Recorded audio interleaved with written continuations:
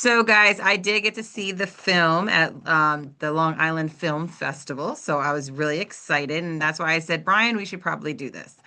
The reason why is there were so many really good moments in this film, but for one thing that stood out the biggest was the color that you guys decided on, and also the acting. Both were very top notch, no flaws whatsoever. Left people guessing. So this is what we're going to do is I'm going to bring Brian and Andrew into this conversation here. Where did you come up with this concept? And how did, from the beginning to the end, how did the process go? So quickly, and then I'll let Andrew kind of take over. But everybody asks me that question, and it's, you know, my mind goes in different places. And I remember years ago, me and my friend had a conversation about if a guy was getting chased in the woods and he fell, and then he continued running, and the other people just stopped, and he went back and realized, oh, he was really dead. Um, how interesting that would be. So then I said, okay, how can we turn that into something more creative, and how can we create something out of that? And from that came the collectors. I mean, there was a lot of, as Andrew knows, a lot of script changes, characters coming and going. We had three bounty hunters. It went down to two. But yeah, that's where that came from. As far as the color correction and the coloring of the schemes, me and Andrew spoke about it. Andrew's an amazing director of photography, amazing cinematographer. He kind of like made all that come to life, so I'll let him speak on that. Yeah, I've been hearing Brian. We've we've had talks about this for maybe like 3 years before we actually got to film this. It feels like it. I don't remember if it was actually 3 years. But we were trying to go through the pandemic and trying to make it happen. And I was happy that he did want to shoot this and complete this project. And I was very happy to jump aboard to put a camera on it. And as for the color, I mean, Brian found a great location in the Poconos, and it was just a very like wooded cabin. It was so great. So that just kind of lent itself to the color. And then, for outside, it had to be colder. It was a nice little contrast to like blew that up a little bit. So it just you got the warm of the cabin, which wasn't so warm all the time, and then the harshness of the outside. Well, that brings me to the next question because before you guys shot, there was no snow. So when you guys were creating this with no snow and then there is snow, how was that to transform the shots into what you guys were thinking of? Because of course, weather you can't solve. Well, we were expecting snow and it didn't happen, so I went out to that. I didn't tell anybody this, but I went out with a snow machine and I actually filled the woods completely with snow. No, it was a big surprise. Yeah, we were surprised. I woke up in the morning, I had trouble sleeping. My mind was like going through like all the shots we're going to be doing, and I woke up, looked outside, and I was like, "Oh, that's interesting." So we looked at it and we were excited. It really added another element. There wasn't a lot on the floor, but it made it slippery for the actors. They'll speak on that later. But but it actually and Andrew brought it up. Just the falling flakes into the shots really made it look creative. So it was a blessing. A long journey to make this film. So something like that was a nice little cherry on top. That is definitely true, but it also takes a team. So, Brian, how was it working with Andrew? And Andrew, how was it working with Brian? I'll be honest with you. I mean, he's a director in his own right. So, he has a great vision. So, working with him, just not only as a cinematographer and working as a DP on the shots, it was great to hear some of his input. And yeah, can't complain. We bumped heads a little bit, like everybody should. I think if a set goes too smooth, something's wrong. You got to bump heads with creativity. Um, I think the actors were phenomenal. We had a great time. We slept over the cabin for 2 nights, maybe three, Friday to Sunday, so 2 nights. Yeah. So, um, Andrew, feel free to be honest. Yeah, no, it was I know I'm great. a pain in the ass sometimes. So, I knew Brian primarily as an actor, although he had directed one or two things before, and I could just tell talking with him that like he really knew his stuff and he really knew what he wanted. And I'm sure he was on set with many different directors and had absorbed the good things and kind of filtered out like the bad things that directors do on set. So like honestly, it was a great collaboration, and I couldn't have asked for a better director. I Awesome. Thank love you. I'll pay you it. later for that. Thanks. Were there any key moments on set where something unexpected changed the direction of the scene? Besides the snow, was there anything on set that changed the direction of a scene? Hmm. Hmm. That's interesting, guys. Feel free to chime in if you think of If you anything. remember. Yeah, we really didn't have any bad mishaps. We had to deal with the slipperiness of the snow outside a little bit. Time takes over every movie set, so we started losing time a little bit. And Uh, the ice also, a few of us almost fell. yeah. Andrew, can you remember anything that really any obstacles? I can't really think of many obstacles at The only all. thing, maybe the preparing of Samantha's character, Laura, falling to the in the living room, trying to figure that out, to work that out. That was the only thing that you Oh, guys were I can trying to tell you make it. what a big obstacle was, and Andrew's going to laugh when I say this. Actually, one of the biggest obstacles was the cabin. We we see this cabin, and the photographer who took pictures of this location did an amazing job to make it look a lot larger than it really was.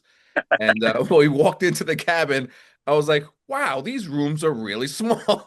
So we had to kind of me and Andrew looked at the pictures and kind of set up what we were going to do. And then we had to kind of reinvent the whole first morning of shooting. So actually, that started out pretty difficult to start. But yeah, that and I didn't bring enough tiramisu. My wife made some tiramisu for the set, and they all ate it on me. So that was pretty crazy.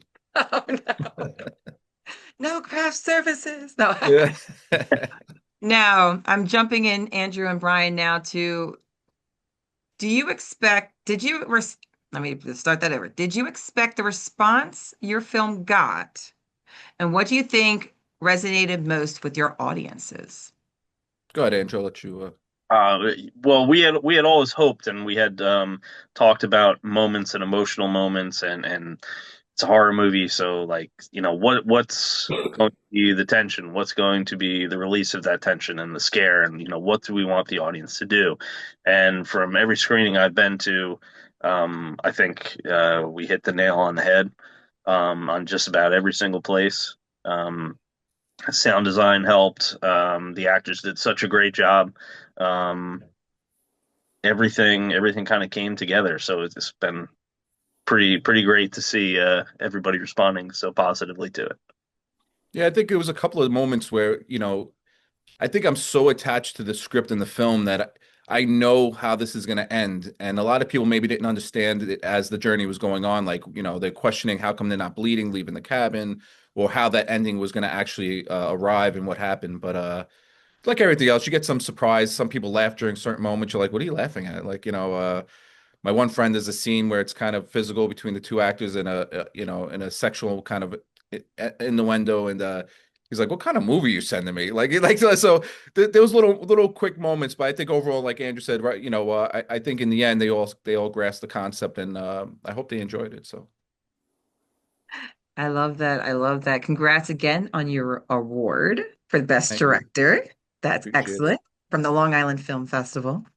Now I'm jumping over to my actors that are on site set here, starting with Samantha, who played the lead of this film. Samantha, what drew you to your character and this story?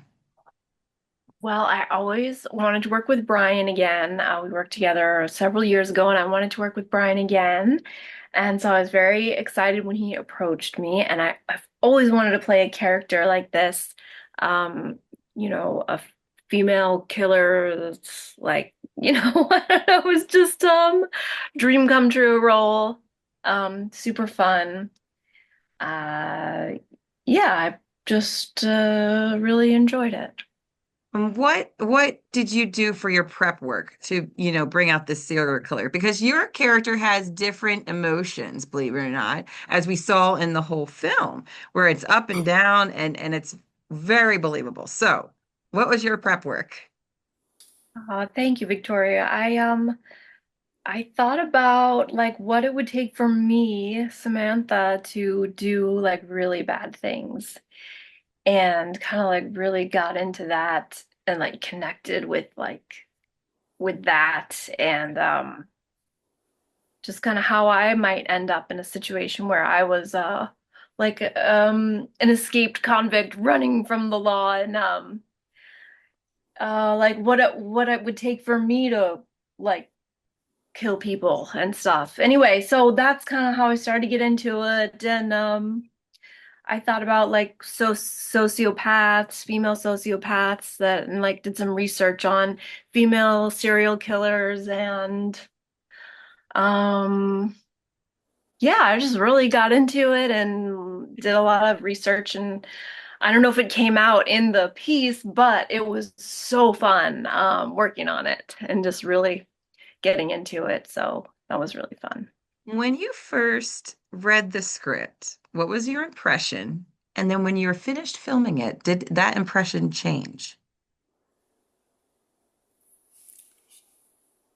Um, yes, I kind of thought that she went from like kind of like a like not a sympathetic character to like I don't know, towards the end I was like, I could see it. I can see why she does all these things. Like actually she's the victim here.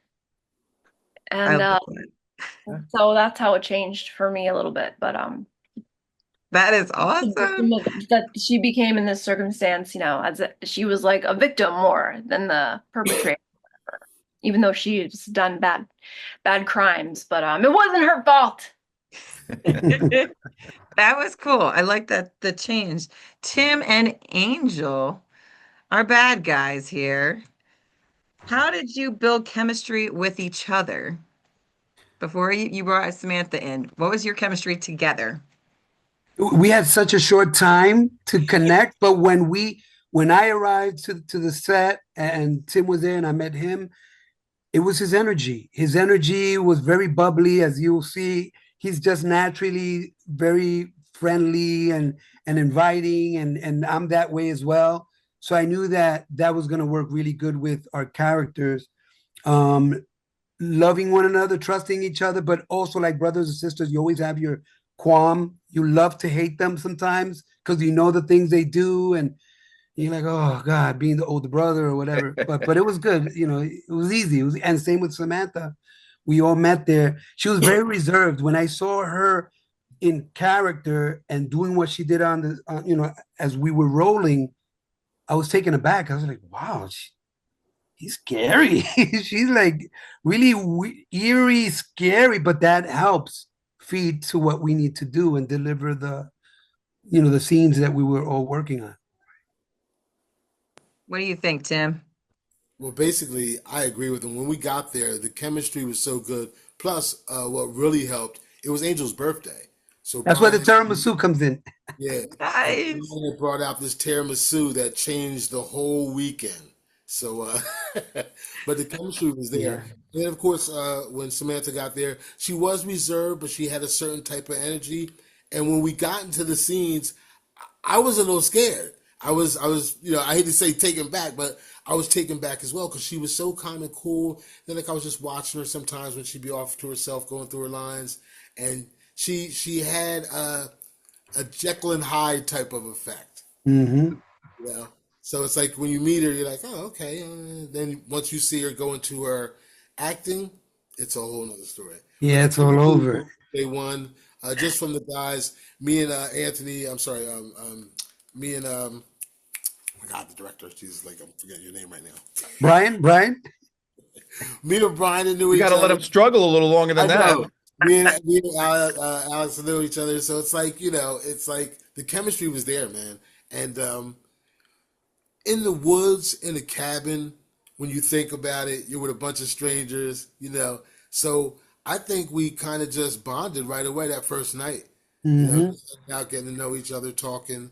But there was a certain energy in the room. Angel carries it, Samantha carries it.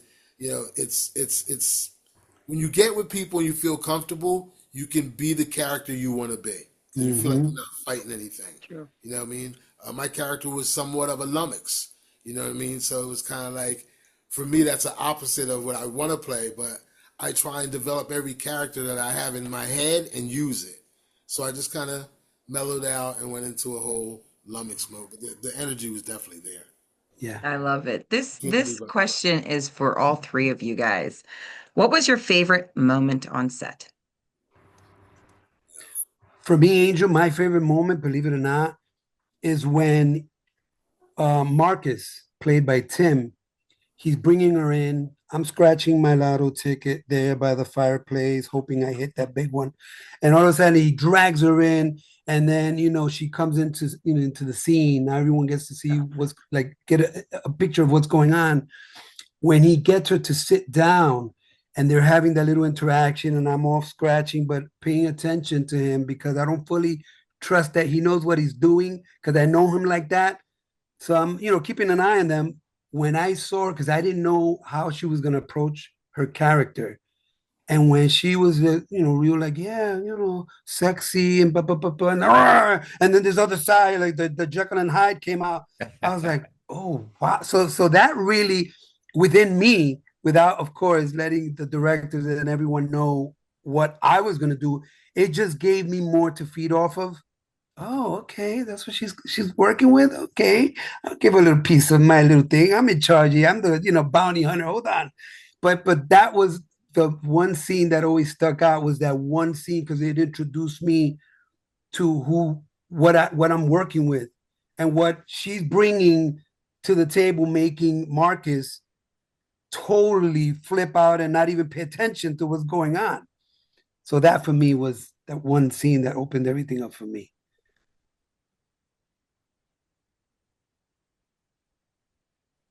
All right, guys, Sam or Tim? I'm sorry, Sam, jump on in. I was thinking like similarly when we first meet Tim's character, is one of my favorite parts in the movie just because I don't know, his kind of like innocent naivete like type like with his kind of I don't know, I just love his character Teddy bear, so teddy much. bear. Yes. I love his character so much. So I don't know, I just think that's probably my when he gets introduced is my favorite. And my favorite would have to be outside when it started snowing. Several of us did slip, and we were supposed to be running, so we had to modify that. But that was the best because the element of, it's snowing and we're shooting. It's like you couldn't ask for a better set. So that was probably the best part when the snow was coming down. I think it gave a certain um, energy to the shot. Without the snow, it would have been a great shot, but with the snow, it just gave it that little bit of, you're It sneaking through. sold it. It sold it. Yeah, it was like, wow, this is a real winter scene, and they're outside shooting. Oh, I love that. Now, this again will be for all three of you. What did you learn about yourself through this role or through this production? So, what did you guys learn on the other side of this now? I'll go first. I learned that characters are what you see on the paper. You see the words, letters, everything comes together, and then you say to yourself, how do I interpret this character? And I learned that if you just apply yourself, think about what this character is, and don't be afraid to ask the director for direction, obviously. And I would ask him, hey, you want an accent? You want this? You want that? No, just do it the way you're going to do it. And there were some times where we changed the energy a little bit, but you definitely learned that I can play any role I want to, and even when people don't think I can, I think if they give me the chance, I can deliver. What do you For think, me, for, Angel? for me, it's really ironic because I've worked with Brian a few years ago in a feature film that he did where I played this really deranged husband, obsessive, and it was a domestic violence film, and that's where Brian and I connected really well. And ironically, I had just lost both my parents, my mom, then my dad. I'm an only child, and I wasn't going to do that role that we were in before. It was called Fists of Love. I wasn't going to do it. A friend of mine's, also friends of Brian, kept convincing me, Angel, look, they're looking for someone. This is right up your alley. If anyone can do it, it would be you, Angel. And I didn't want to take it, but I took it. And it really changed me all the way up to now because what happens is in life, we find ourselves in these dark moments, and if we allow the little negative voices to really resonate and live within us, it can really uh, do a major disservice in our lives with progressing, with seeing what you're really capable of doing. And with the question you just asked me, what I learned from this project here, I was going through a rut. I was going through a really slow moment in my life, battling, health issues, hadn't acted in a while. I was feeling like I'm over the hill now. Maybe I'm not important anymore. Maybe no, I gotta let this go. These voices again. And I get a call, and it's Brian, and he goes, "Hey, buddy, how are you? How's everything?" He's always so bubbly, and I love that. And he's like, "Hey, what's going on, man? Blah, blah. Listen, I don't know if I don't think I told you, but I was working on this project. It was supposed to be done for some miraculous reason. It didn't get done. We're bringing it back. It's my baby project. I think it's great. I'm going to send you the script. Read it. Let me know what you think." I read the script. I'm taking it back. I'm like, wow, this is weird. One of those movies that you really got to try to figure out what it is, like a puzzle. So I'm like, wow, Brian, I really love this. He goes, well, listen, I want you to play one of the, collectors, blah, blah, blah, blah, blah. And it just warmed my heart because I said, man, right when I was just about to give up and think that the world was just coming down on me, I get this. It wasn't a coincidence, divine intervention. I get this call, and it's Brian telling me this, offering me this role. And I'm like, yeah, let's do it. And he was so gun ho. He goes, man, I was, kind of iffy. Should I do this role, this movie? But he did it. We're all in it. I meet, Samantha, Tim, Andrew, and the other crew members that aren't here. Everyone was like on point with everything, made everything magical. And to see what we all did there, and the recognition and the love and the award winning, Brian and the crew, it's just, my thing is never give up. Right when you're about to, right around that corner, success could be just staring at you and waiting for you. So it was a big deal for me. No one really knew this, but yeah, I was going through mine, and it really, I'm so glad everybody made it so special for me, especially Brian coming out with the cake. Happy birthday. And we're like, what the heck? And everyone was asking for, doubles. Hey, you mind if I have another one? I was like, no, no, no, let's hit it. Let's hit it. But yeah, that was for me major. That's what it did for me. Awesome. Sam, what did it do for you? Um, Like, what did you learn about yourself through this character? I think I learned that there is evil in the hearts of man. Yeah. But yeah. I learned I really like working with great directors like Brian. Thank you so much, Brian, for all your great direction. Mhm. Brian really like helped me a lot, and I just love working with you know, I think it's like that he, because you're an actor too, Brian, and so that was really helpful, I think. But yeah. Um Sometimes there's not enough time for a lot of hands-on direction, but I feel like I got a lot of good Brian attention, and so that was really great. And so I really like working with a real hands-on type of director. I love it. Thanks. Now, Brian and Andrew, what's next? That is the big question. Where is this film going to be seen so other people can see it? And where can we find it? And what other film festivals are you thinking of bringing it into? So I think we're pretty much at the end of our festival cycle. It's going to be playing November 22nd online for the International Film Festival in Manhattan. So that I'm going to put that out on social media. Um, but that's it. I'm gonna release it onto YouTube. Me and Andrew are gonna talk. He has a really good channel with some horror films. So we're gonna discuss that.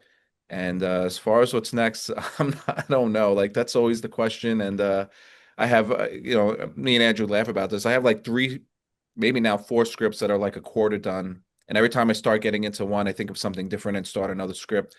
But yeah, hopefully something great. Things like this that we're doing now make this exciting for me.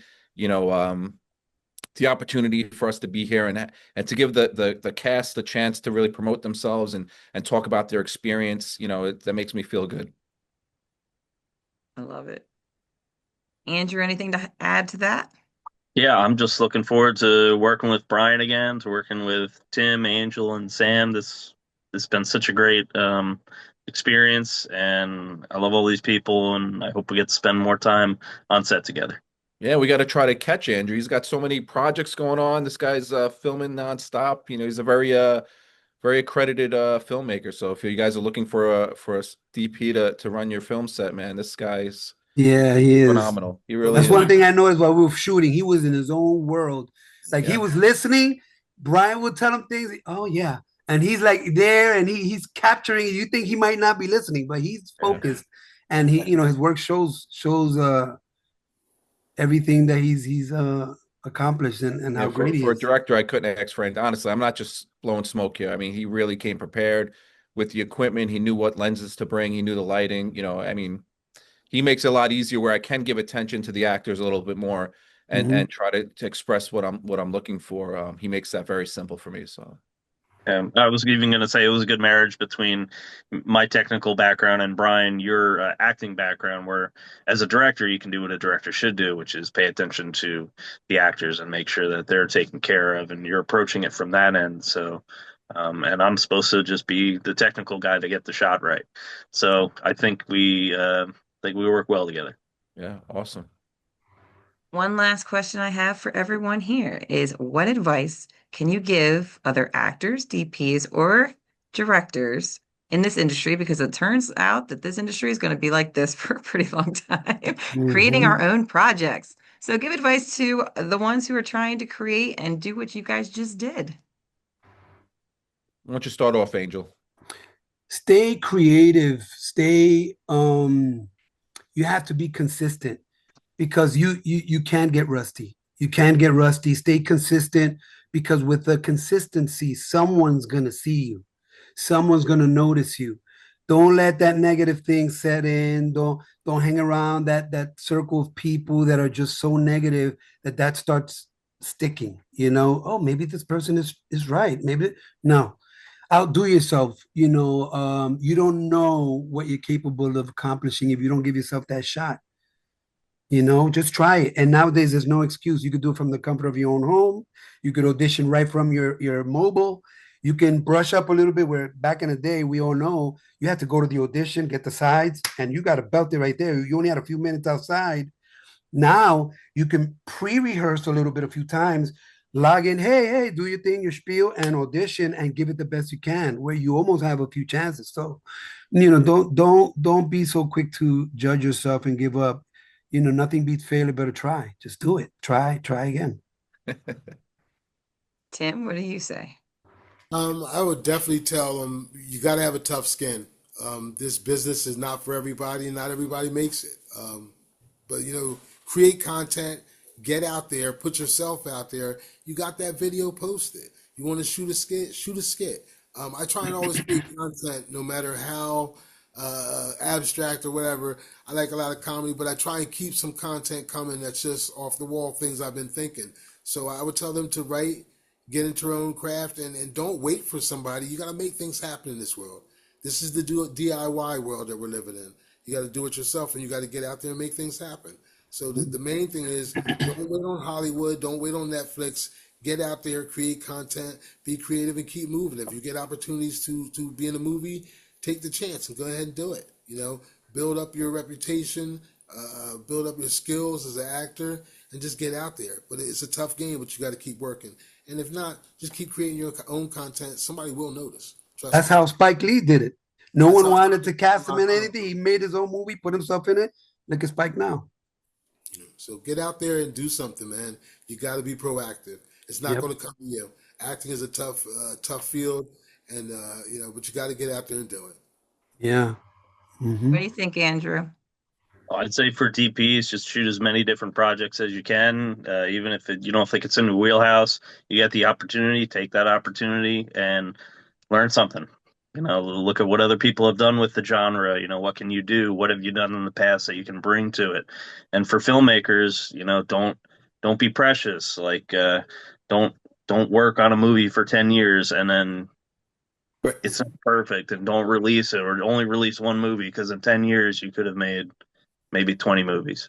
Hmm. So, if you want to get out there, it's a volume game. So don't be precious. Just get something done, do it well, and give it all you got, and move on to the next thing, and your work will get better. Sam? My advice would be the work is its own reward. Any chance you have, audition. That's the thing. That's the reward is getting to do acting. Hmm. Sometimes we forget it, but the work is its own reward. That's my advice. And by And any means necessary, stay humble. Because when you become full of yourself, oh, you got to cater to me. You have to. That is so horrible. That cuts and rubs people, the wrong way. You don't ever want to do that. You want people to love you. Wow, this person, this lady or this guy is so amazing. He's great. She's great. But man, he's approachable. He's like, no matter what it is you offer this guy, he's not thinking dollar signs, all the time, although we do survive with that. But, Well, I you should know, show them your contract you made me sign. Maybe yeah, that too. last but not least, Brian. um, it's the $1 million question, right? What do you say? Time waits for nobody. This thing goes quick. And just don't get caught up in the rhetoric of this industry. Enjoy what you're doing. Work with people you love to work with. Make the film that you want to make. It sounds all cliches, but it's the truth. We like Andrew said, you kind of bang your head around what to do, and sometimes it's right in front of you. Just make the film you want to make. Enjoy the process, Mhm. and that's it. Just don't get caught up in the negativity of how hard this is. Our life is hard. You know, That's make your true. film. That's it. Just make it. I love it. Well, thank you guys. We are on here, guys, with the collectors. This Woo! is the film. You guys Marvelous. got to keep track. Marvelous. It's coming out to YouTube. And we will definitely have that all in our links so you guys can just look at the bottom and then you guys will be able to find it. Awesome. And thank Victoria, you for the thank you so opportunity, much. Victoria. We Yeah, appreciate this so Definitely. much. Thank you Thank guys you. for coming on and telling anytime. us your amazing stories. I love it. I love your guys' set. It sounded so much fun. I wish we were all there. But we will be there while Collectors watching 2, the starring movie. Victoria, huh? Is that what we're Yay. going? Thanks, guys.